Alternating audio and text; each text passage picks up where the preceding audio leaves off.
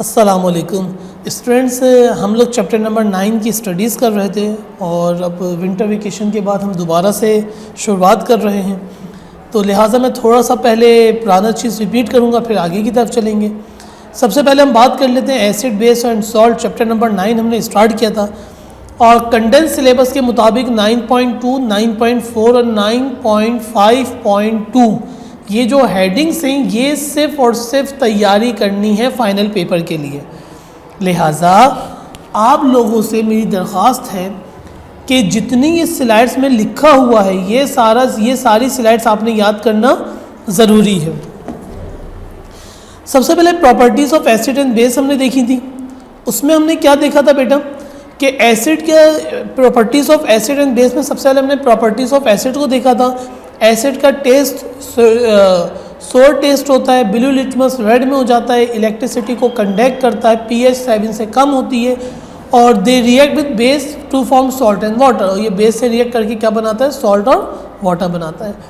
इसी तरीके से हमने बेस के बारे में पढ़ा था कि बेस का टेस्ट कैसा होता है? बिटर होता है, स्लिपरी टच होता है, रेड लिटमस ब्लू में चला जाता है, इलेक्ट्रिसिटी को कंडक्ट करता है, pH ग्रेटर देन 7 होती है और they react with acid to form salt and water. Now today we are discussing about salts. हमने इससे पहले जो बात करी थी वो एसिड और बेस की थी। आज हम बात कर रहे हैं सॉल्ट। सॉल्ट होता क्या है?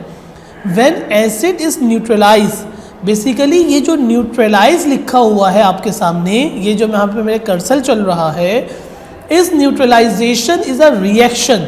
न्यूट्रलाइजेशन एक रिएक्शन होता है जो आपको अभी हमने कुछ अर्से पहले पढ़ाया भी है। Neutralization reaction, what is neutralization reaction? When acid base react with acid, और in other words we can say that acid react with base. ये दोनों अल्फाज सही हैं, बेस रिएक्ट विद एसिड या एसिड रिएक्ट विद बेस, ये एक ही बात है। When acid react with base या when base react with acid to form salt and water, the reaction is called neutralization reaction. Chemistry के अंदर जो रिएक्शंस होते हैं उनके नाम है, कोई कंपोजिशन रिएक्शन होता है, कोई डीकम्पोजिशन रिएक्शन होता है, न्यूट्रलाइजेशन रिएक्शन होते हैं और भी बहुत से रिएक्शंस हमने पढ़े हैं। When acid is neutralized by base an ionic compound is produced which is known as salt. अब देखो बेटा, bonding, ionic bond, covalent bond and coordinate covalent bond, chemical bonding के चैप्टर में हमने ये स्टडी की थी। आयोनिक बॉन्ड किसको कहते हैं? When ionic bond transfer of electron, जब दो चीज़ें आपस में मिलती हैं। सही, केमिस्ट्री के अंदर जब रिएक्टेंट साइड पे, जैसे यहाँ पे क्या मिल रहा है? एसिड और बेस मिल रहा है। एसिड और बेस जब ये आपस में कंबाइन हो रहे हैं तो इस कम्बिनेशन के नतीजे में जो प्रोडक्ट बन रही है, उसके नतीजे में जो प्रोडक्ट बनी है वो तीन तरीके से बॉन्डिंग कर सकती है। आयनिक बॉन्ड बना सकती है और कोवैलेंट बॉन्ड बना सकती है। आयनिक बॉन्ड क्या होता है? ट्रांसफर ऑफ इलेक्ट्रॉन, जिसमें एक को इलेक्ट्रॉन की ज़रूरत होती है, दूसरे के पास इलेक्ट्रॉन ज़्यादा होता है तो वो अपना पूरा का पूरा इलेक्ट्रॉन दूसरे को दे देता है और उसके साथ बॉन्डिंग कर लेता है। तो ऐसे reaction when acid is neutralized by a base, जब एसिड रिएक्ट करे बेस के साथ और उसके साथ हमें क्या मिल जाए? आयोनिक कंपाउंड प्रोड्यूस हो which is known as salt. उसको क्या कहते हैं? सॉल्ट कहते हैं। नाउ टाइप्स ऑफ सॉल्ट, नमक की कई किस्में हैं। नॉर्मल सॉल्ट 3 किस्में, 3 टाइप्स है, एसिडिक सॉल्ट्स और बेसिक सॉल्ट। 3 किस्म के सॉल्ट्स होते हैं, एक नॉर्मल सॉल्ट होता है, एक एसिडिक सॉल्ट होता है और एक बेसिक सॉल्ट होता है। सबसे पहले हम डिस्कस कर लेते हैं नॉर्मल सॉल्ट को। Salt which are form by the complete neutralization of an acid and base are called normal salt. क्या बात सामने आई? जब कंप्लीट न्यूट्रलाइजेशन मतलब जितना एसिड और बेस आपस में 100% एक दूसरे के साथ रिएक्ट कर जाए। सही है, मतलब कोई भी ऐसा ना हो कि एक की क्वांटिटी ज़्यादा हो जाए दूसरे की क्वांटिटी कम हो जाए, ऐसा नहीं हो, बल्कि जितना एसिड डाला उतना बेस डाला रेशो के साथ और 100% दे आर कंबाइंड टुगेदर। सही है, बीकर के अंदर एसिड की ज़्यादा तादाद ना हो, बीकर के अंदर बेसिक की इसकी मिसाल आप लोग ऐसे समझ लें कि मैंने जो है बीकर में 5 ml जो है वो NaOH लिया और मैंने 20 ml एसिड डाल दिया, 5 ml बेस लिया और 20 ml 15 गुना 3 टाइम्स ज़्यादा एसिड डाल दिया, तो रिएक्शन कहाँ से होगा? रिएक्शन 5 ml का तो हो गया, लेकिन 10 ml एसिड क्या एक्स्ट्रा मौजूद है, तो ये कंप्लीट न्यूट्रलाइजेशन नहीं हुई। बल्कि अगर मैंने 5 ml बेस लिया और 5 ml एसिड लिया तो वो दोनों 100% क्या कर गए? आपस में कंबाइन कर गए। This is called completely neutralization by an acid and base are called normal salt. For example वही पुरानी जो सॉल्ट की डेफिनेशन है उसी को कहते हैं normal salt. NaOH HCl NaCl बनेगा, ये अभी हमने थोड़ी देर पहले डिस्कस करा। सबसे पहले बात करें अब जो सेकंड नंबर पे एसिडिक सॉल्ट था।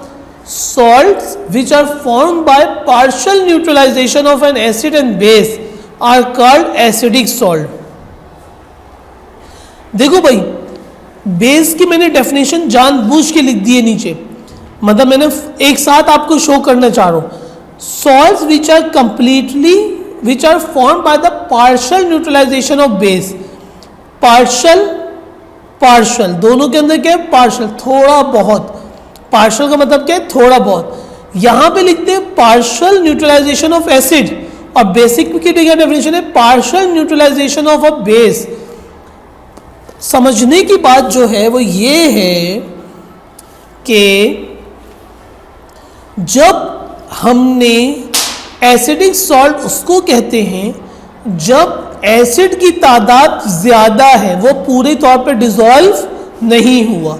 जैसे NaOH और H2SO4 को मिला दें तो इसके मुकाबले में हमें जो सॉल्ट मिलता है वो क्या मिलता है? एसिडिक सॉल्ट मिलता है।